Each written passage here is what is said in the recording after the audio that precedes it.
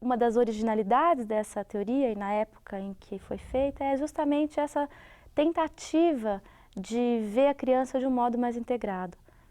E de fato, me parece que hoje em dia, né, a complexidade dos processos educativos e tal, e mesmo os vários estudos da criança, muitos apontam para a necessidade de não dissociar campos que são indissociáveis, né? Por exemplo, como afetividade e inteligência.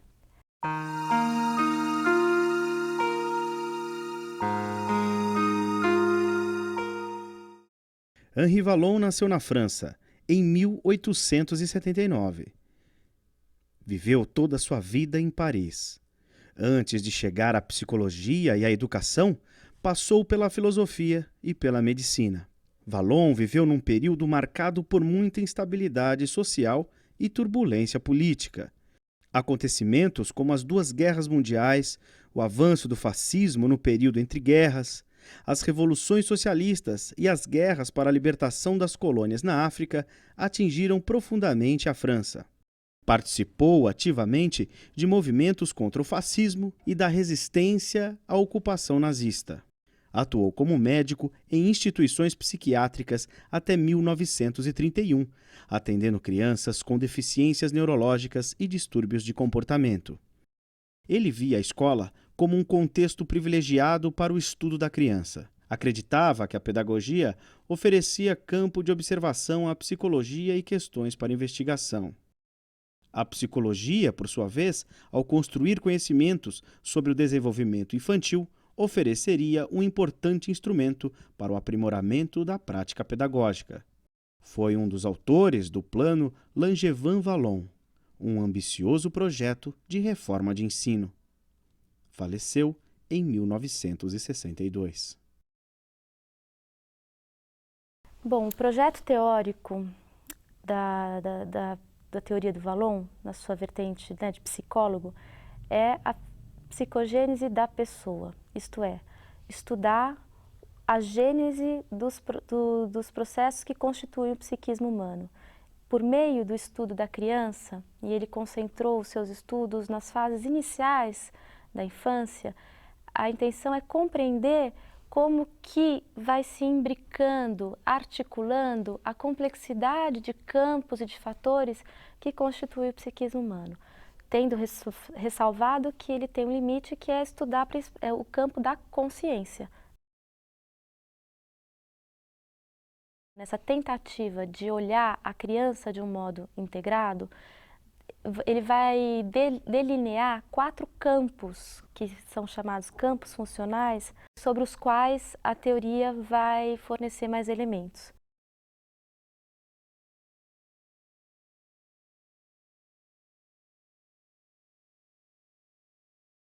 Movimento que é o primeiro sinal de vida psíquica que dá a criança ao nascer e que é uma dimensão que vai permear todas as idades e todos os campos. E é interessante destacar que no estudo do movimento, o Vallon discrimina 2 dimensões do movimento. Uma é a dimensão mais expressiva, isto é, que é um movimento que não significa deslocamento necessariamente, mas que é a expressão que está na base das emoções. E a outra dimensão do movimento que ele vai estudar é sim a dimensão instrumental, isto é o movimento mais comumente estudado, né, que é de ação direta sobre o meio físico, o meio concreto.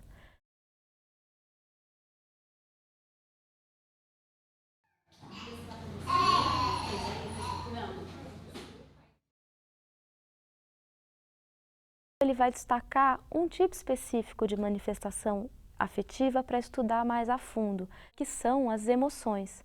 E por que ele vai estudar as emoções? Justamente por serem as emoções as primeiras manifestações afetivas que compõem, que estão presentes e que se constituem na criança, né?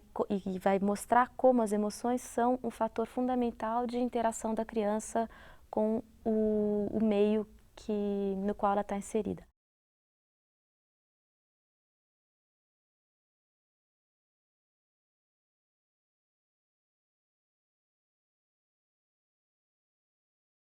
Então, a teoria do Vallon vai nos fornecer elementos interessantes também para compreender o desenvolvimento da inteligência, e da inteligência, que também é um campo abrangente, ele vai destacar aquilo que ele chama inteligência discursiva, isto é, a inteligência que se expressa e que se constitui por meio da linguagem, por meio da fala, inclusive.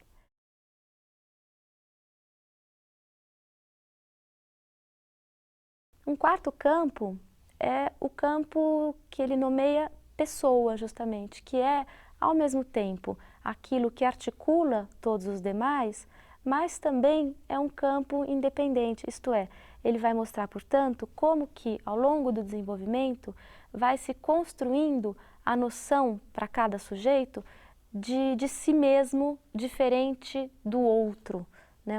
A noção de eu, ou consciência de si, tal como ele fala.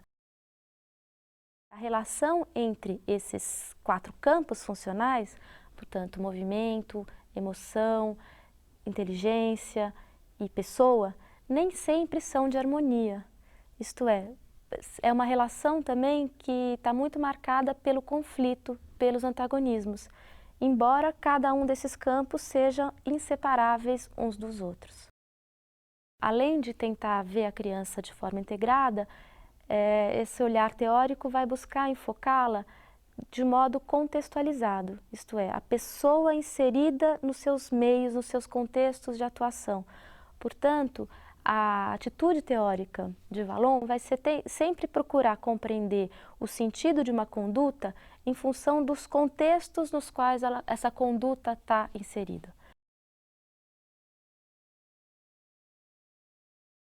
A perspectiva do Vallon vai olhar a infância ao mesmo tempo como um estado provisório, isto é, como uma fase de preparação para a vida adulta, e como uma fase que tem um sentido em si própria. É difícil, na verdade, articular essas dimensões. O mais comum é ou a gente olhar a criança somente como um vir a ser, portanto, a infância só como uma fase de preparação que não tem um valor em si. Quando olha assim a infância, tem muita dificuldade de compreender as capacidades da criança, etc., porque a gente vai ver a criança sempre como um ser inacabado. Ou ver a criança só no seu estado atual e não levar em conta o fato de que ela se transforma e que a tendência dela é virar um adulto. A gente vai perceber que só justificar as práticas e conteúdos, etc., pelo futuro, não se sustenta, porque a gente tem que olhar a criança também no que ela é hoje, nas suas demandas atuais, e articular, em termos das oportunidades, etc., essa dupla dimensão.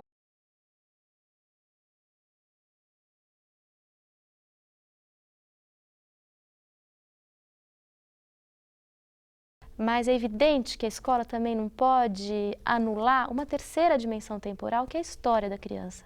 Isto é, como trabalhar a criança como o que ela é hoje, com perspectivas de devir, mas ao mesmo tempo sabendo que cada criança tem uma história peculiar e única. Isto é, nenhuma criança chega na escola como uma tábula rasa.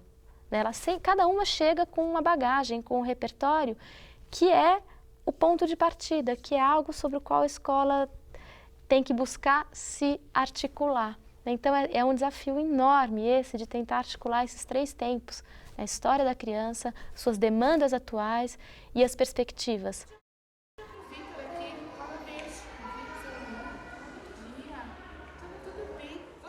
Quando ele fala e estuda as emoções, está se referindo a um tipo específico de manifestação afetiva. Portanto, as emoções se inserem no campo maior que é a afetividade.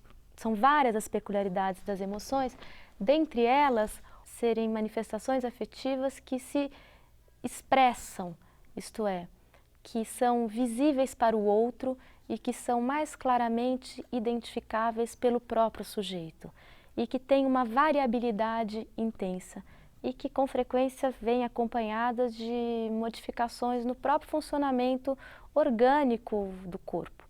Para compreender o sentido das emoções no desenvolvimento humano, é necessário olhar os primórdios da vida humana, portanto, as primeiras situações, reações do recém-nascido. Ele é desprovido de capacidades que lhe possibilitem agir diretamente sobre o meio físico.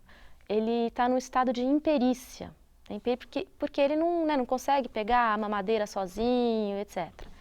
Ao mesmo tempo que ele tem essa imperícia do ponto de vista das condutas que possibilitariam a ele agir diretamente sobre o meio físico, ele é dotado de uma enorme expressividade, isto é, toda uma gestualidade que no começo é disparatada, desintegrada, desarticulada, que parece sem sentido, o próprio choro como uma manifestação emocional de uma força intensa, tem uma expressividade muito grande. Nesse sentido, a gente vê como que o bebê pequeno é eficaz, porque ele é capaz de mobilizar toda uma família, né, com seu choro, por exemplo. E essa mobilização dos outros que decorre disso se explica, segundo Vallon, pela natureza contagiosa, né, com a possibilidade de contágio inerente às manifestações emocionais.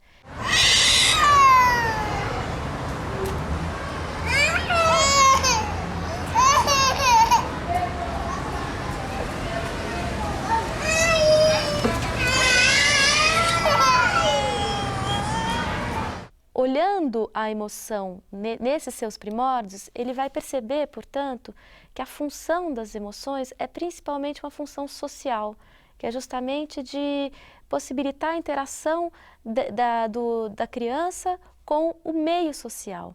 Nesse sentido, o primeiro meio com o qual interage a criança não é o meio físico dos objetos, mas é o meio das pessoas. Então, é essa ligação profunda da criança pequena com as pessoas com quem ela convive, e sobretudo com as pessoas das quais ela depende. Isto é, a relação de dependência da criança com os parceiros mais experientes, mãe, pai ou outro responsável, compõe também esse quadro em que essas manifestações expressivas têm essa função de interação, de ligação com o outro. As emoções, portanto, são o primeiro recurso de interação da criança com o meio social. Por isso elas têm um papel fundamental. É o que permite ao recém-nascido da espécie humana se imergir no meio social e, desta forma imerso, ter, por exemplo, acesso à linguagem. E é a linguagem que é o recurso fundamental de estruturação do pensamento, de construção de si. Porque daí quando ele chegasse em casa, ele ia fazer o peixinho para ele, ó, comer, porque...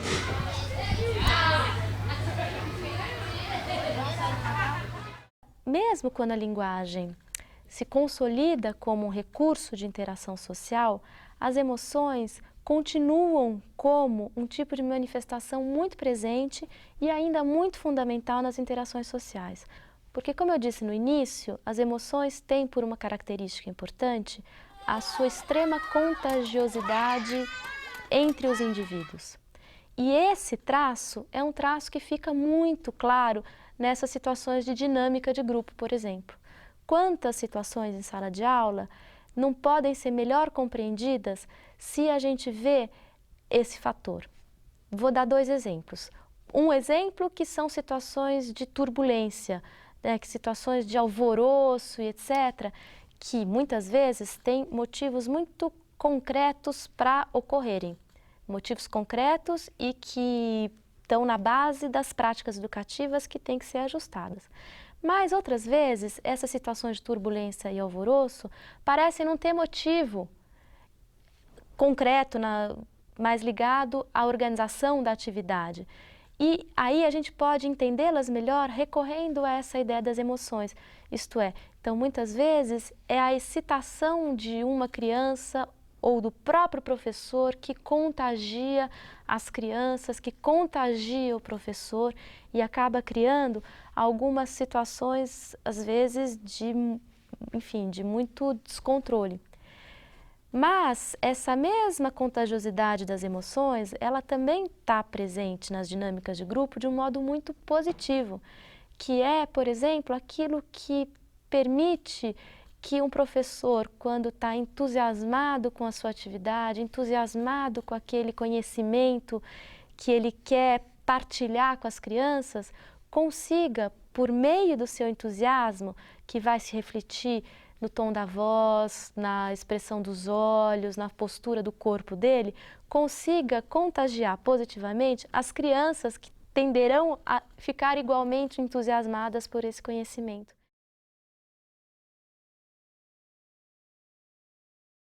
Na dimensão expressiva do movimento, a gente encontra elementos interessantes no sentido de poder se atentar mais como educador para a concretude da criança, isto é, também as suas posturas corporais, os seus gestos, sinalizam para a gente questões importantes e fazem parte da criança como um todo. Muitas vezes a gente considera o movimento como sempre algo que atrapalha.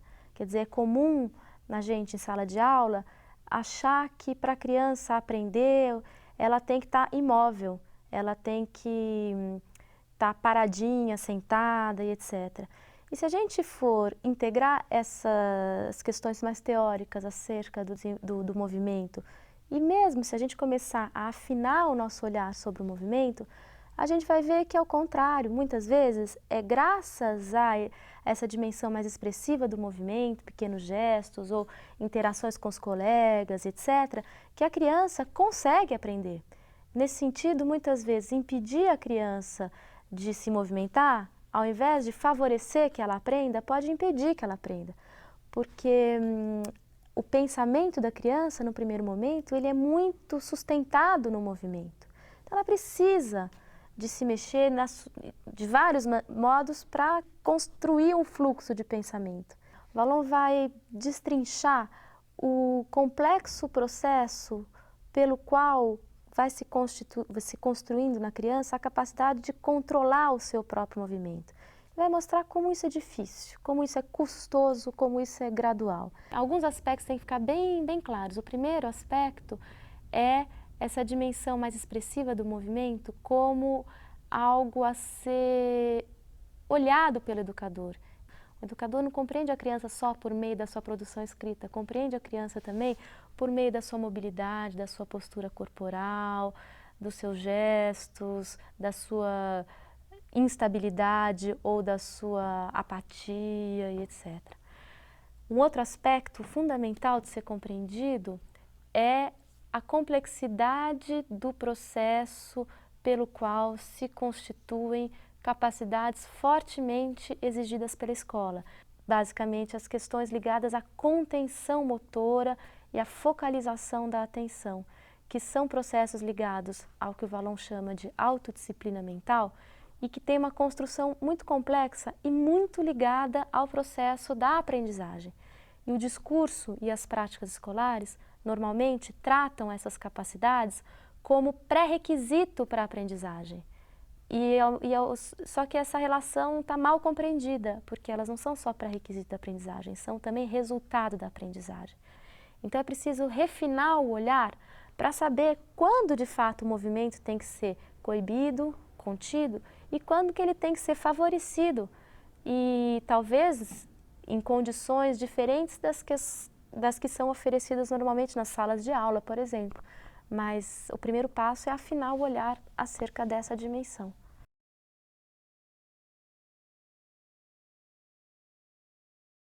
O estudo da inteligência, na perspectiva do Vallon, tem também vários aspectos interessantes. Um deles é a ideia de que a inteligência nasce das emoções, isto é, a inteligência se constitui, se constrói em cada indivíduo graças a esse primeiro momento de fusão emocional que há no início da vida humana e por meio desse momento de fusão emocional é que a criança pequena tem acesso à linguagem própria do seu meio.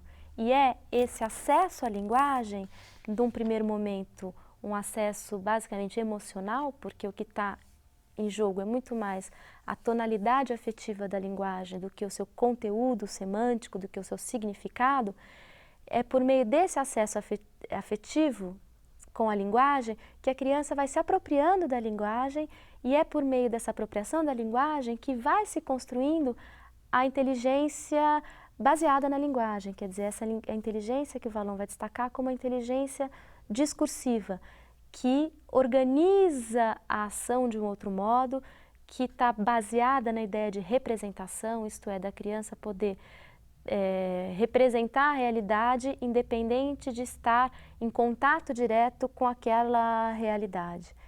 Logo, essa ideia de que a inteligência nasce da emoção mostra para a gente o quanto a afetividade e a inteligência estão intimamente ligados. Uma vez que a inteligência vai se constituindo como um campo importante do funcionamento psíquico, a tendência é que vá se instalar também uma relação de antagonismo entre a inteligência e a emoção.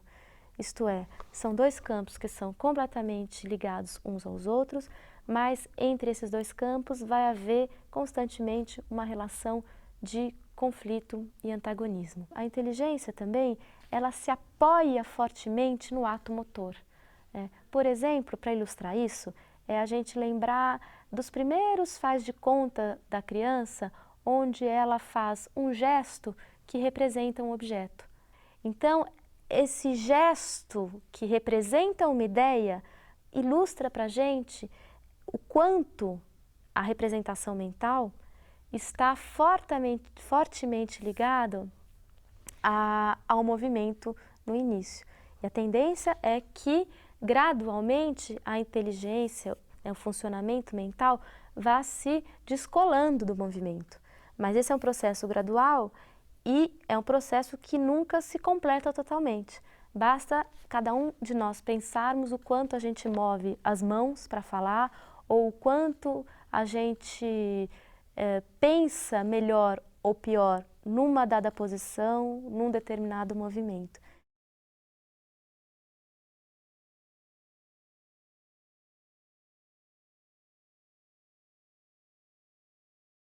Nós vamos ter um primeiro momento da inteligência infantil que é caracterizado pelo sincretismo. Isto é, a inteligência ela tem uma característica que o Vallon vai definir como central, como principal, que é esta de misturar muitas coisas. Sincretismo evoca isso, quer dizer, mistura, globalidade, confusão.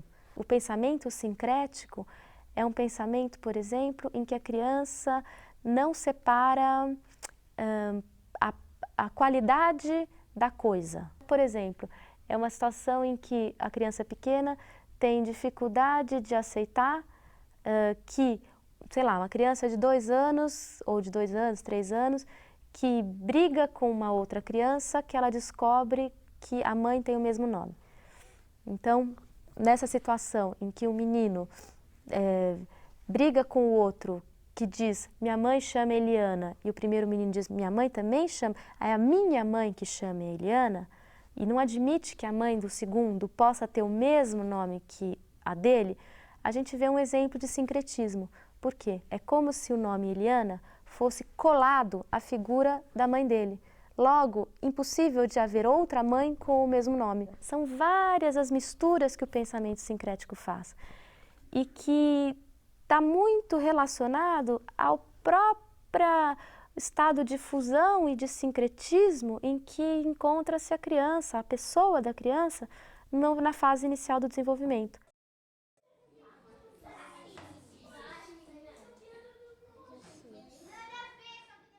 Então, a direção do desenvolvimento da inteligência é de um estado de total indiferenciação para estados progressivos de diferenciação. Esse estado que caracteriza a infância é chamado, então, de sincretismo, né? O pensamento sincrético, como o Vallon vai definir, e conforme vão se processando diferenciações fundamentais no sincretismo, a criança constrói algo que o Vallon vai chamar como pensamento categorial. Pensamento categorial, que nada mais é do que a possibilidade de pensar o real por meio de categorias. A gente poderia até associar o pensamento categorial ao pensamento conceitual, que é a característica do pensamento adulto, que é aquilo que começa a se consolidar no final da primeira infância, no início da idade escolar, e etc. E para esse desenvolvimento, é fundamental a interação da criança com a cultura, porque a cultura, no sentido dos conceitos, dos valores, dos conhecimentos construídos pelas gerações anteriores, num dado contexto histórico-social, a cultura ela já operou muitas diferenciações. E é por meio da interação da criança com os produtos da cultura que ela também vai incorporando muitas dessas diferenciações e articulando isso com o seu modo próprio de pensar, portanto, na primeira infância, muito marcado ainda pelo sincretismo. A teoria do Vallon é muito prudente em definir um ponto terminal para o desenvolvimento da inteligência. É uma teoria muito prudente em definir um estágio final para o desenvolvimento da inteligência. Na verdade, ele não vai definir estágio final. Ele vai dizer que as diferenciações vão ser tão mais finas conforme as possibilidades oferecidas pela cultura. Logo, não há um tipo de pensamento próprio ao adulto. É o pensamento categorial, mas que permite variedades muito grandes entre adultos de culturas diversas. Nesse sentido, né, fica mais claro para a gente entender isso se a gente pensa hoje em dia, por exemplo, o acesso precoce que as crianças têm a um tipo de linguagem que no século passado ainda não existia, quando Vallon fez a teoria não existia, que é a informática, computador, linguagem binária, simultaneidade, enfim.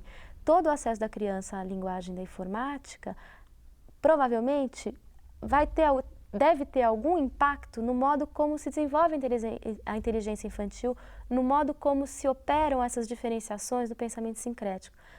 Não conheço, acho que temos poucos estudos ainda, é precoce a gente saber qual é o efeito disso, mas é de supor que terá efeito. E assim como a nossa época tem este elemento, outras épocas terão outras linguagens que poderão ter um impacto. Então, nesse sentido, é uma teoria prudente em estar aberta às transformações da própria cultura.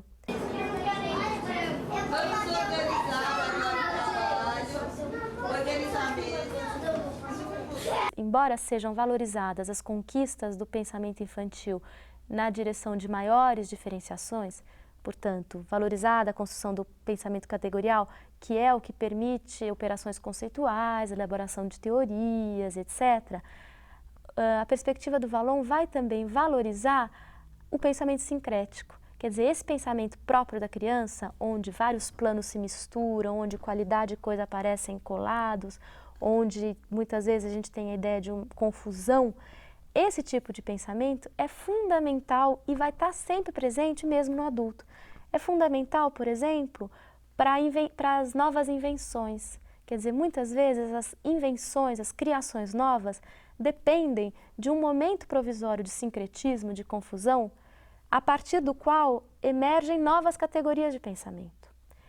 E então o sincretismo é algo a não ser eliminado totalmente, é algo que pode ser cultivado e que pode ser compreendido nesse contexto como algo importante para as criações e também algo importante para a atividade em campos onde a conceitualização é menos importante.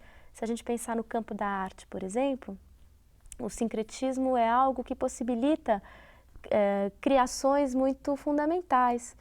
Então, desse ponto de vista, se a gente pensar o currículo escolar, à luz da teoria do Vallon no que diz respeito à inteligência, dá para a gente dizer que o currículo escolar ele deve valorizar a ciência, mas deve valorizar igualmente a arte.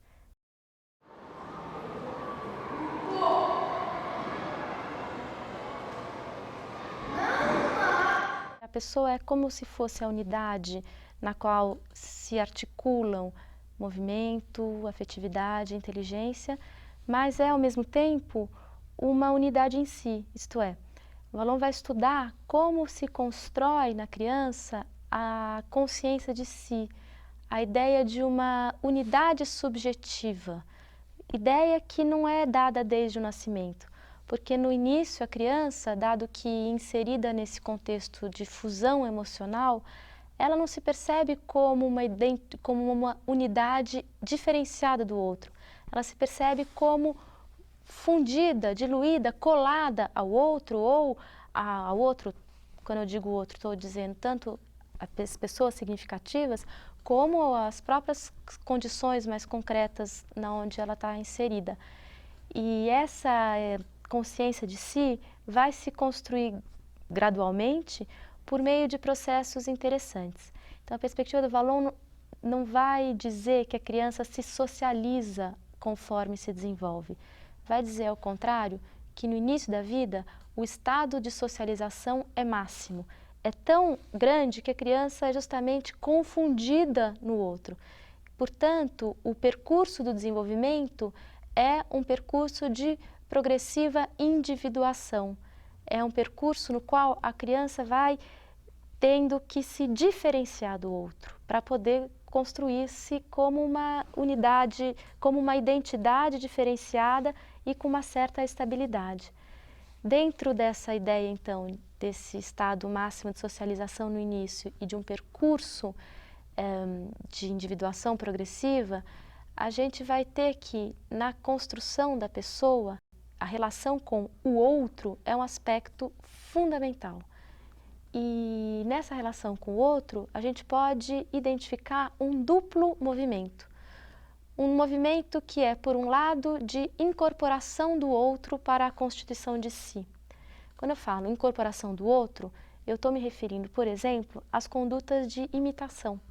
A conduta de imitação, que é algo muito presente na criança em várias fases da vida, e que a gente vê que a imitação dirigida a pessoas que lhe são significativas. E nessa imitação a gente vê o quê? A criança incorporar o outro e por meio dessa incorporação é como ela estivesse alargando as fronteiras do seu eu. Só que ao lado desse movimento de imitação, a gente vai encontrar um movimento com direção oposta, que é um movimento de expulsão do outro, que se concretiza nas condutas de oposição, que é quando a criança nega o outro, em suas propostas, em seus convites, em suas opiniões, em suas atitudes. E a oposição ao outro, uma conduta sempre recorrente no sentido de favorecer a diferenciação, mas uma conduta que vai aparecer em algumas fases do desenvolvimento psicossocial de modo concentrado. Então, duas fases em que a oposição ao outro aparece de modo concentrado são uma fase no início da infância, que Vallon vai situar por volta dos 3 anos e mediações, e que é a fase do personalismo. E a fase do personalismo é justamente onde a criança nega sistematicamente o outro, opõe-se sistematicamente ao outro, recusa a ajuda, briga pela posse de objetos e afirma muito fortemente a independência do seu eu. E uma outra fase onde a oposição aparece de modo concentrado e com um papel fundamental na construção da pessoa é a adolescência. Quer dizer, na adolescência também, a oposição sistemática do adolescente ao adulto, por exemplo, é algo que revela essa direção de se diferenciar do adulto, ao dizer não às opiniões, às posições do adulto, é o modo do adolescente estar dizendo sim às suas próprias posições, atitudes, convicções, e por esse movimento está se constituindo.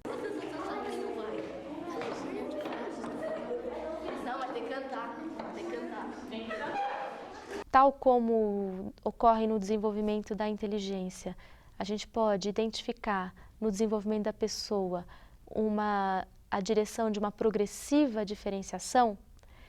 Essa diferenciação também nunca é total, isto é, o outro nunca é uma dimensão sempre presente para o eu, de modos diferentes, evidentemente, conforme a pessoa e conforme a situação. Quer dizer, isso vai ser interessante o Vallon mostrar que mesmo no adulto, há situações em que o próprio adulto mistura-se mais ao outro, perdendo a nitidez dos contornos do seu próprio eu. Por exemplo, em situações de cansaço ou em situações de enamoramento.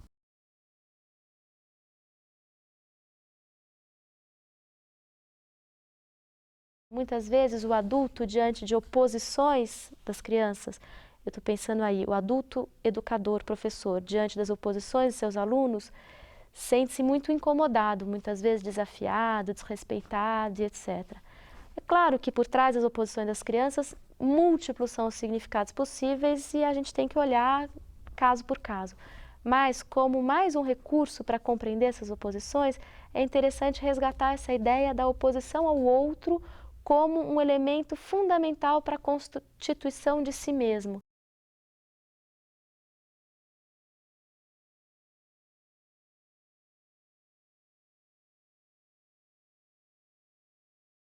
A criança não é o resultado linear do meio no qual ela vive. Primeiro, porque o Vallon vai enfatizar a ideia de que a criança vive em vários meios.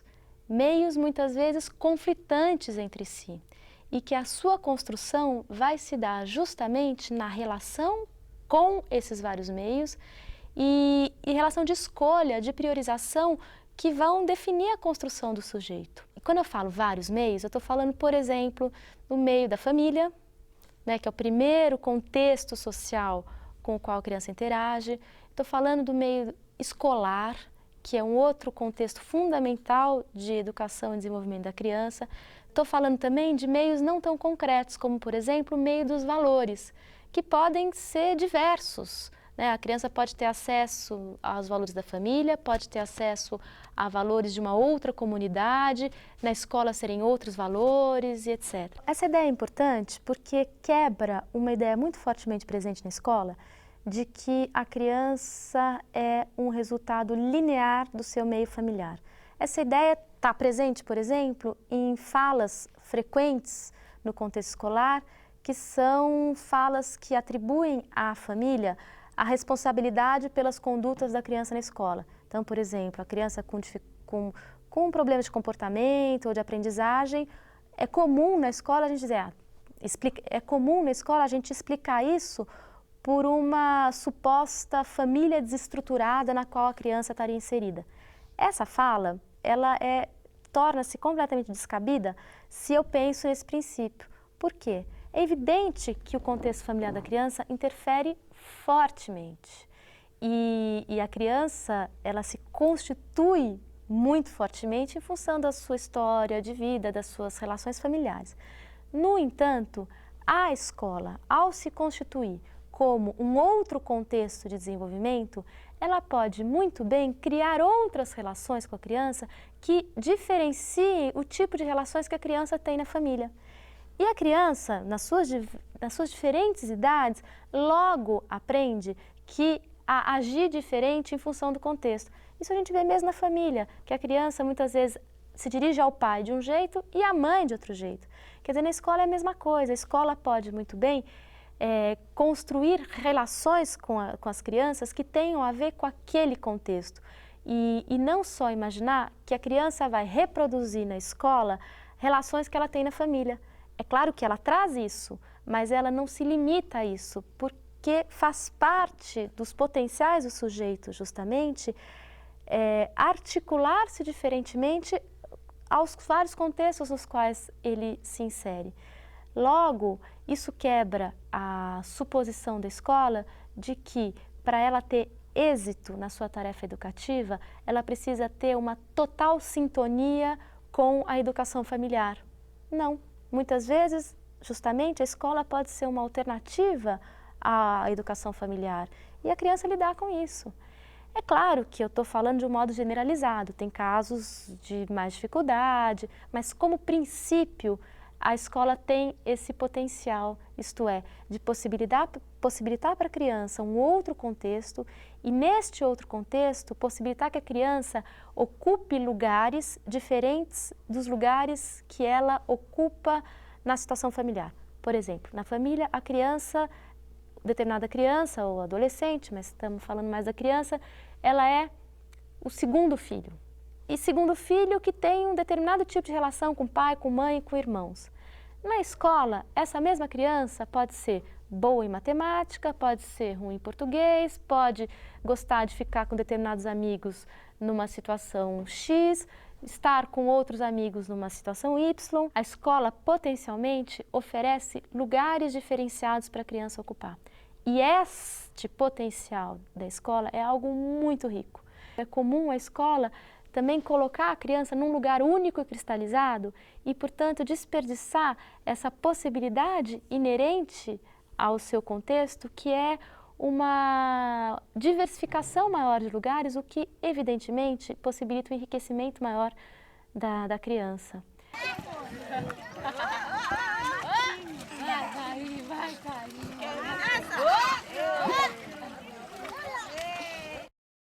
Diante de uma teoria tão complexa, né, o que a gente fez foi pincelar alguns aspectos que apontam para o interesse e a atualidade dessa perspectiva teórica e é evidente que longe de esgotá-los, né? A ideia é que cada um possa ir por sua conta, aprofundando os aspectos que interessar mais e tal. E o que é importante destacar, talvez, para a gente concluir, é a convergência desse olhar teórico com preocupações muito atuais, que é como a gente construiu, como a gente fazer uma educação para todos, né? Aí a dimensão política da educação para todo mundo, independente da sua origem social, lugar de nascimento, etc. E, ao mesmo tempo, uma educação para cada um. Quer dizer, que a escola consiga dar conta de uma educação que responde a um direito social, portanto, a uma demanda social de uma sociedade que se quer mais democrática e mais justa, e, ao mesmo tempo, uma educação escolar que faça sentido para cada um dos sujeitos que têm acesso à escola.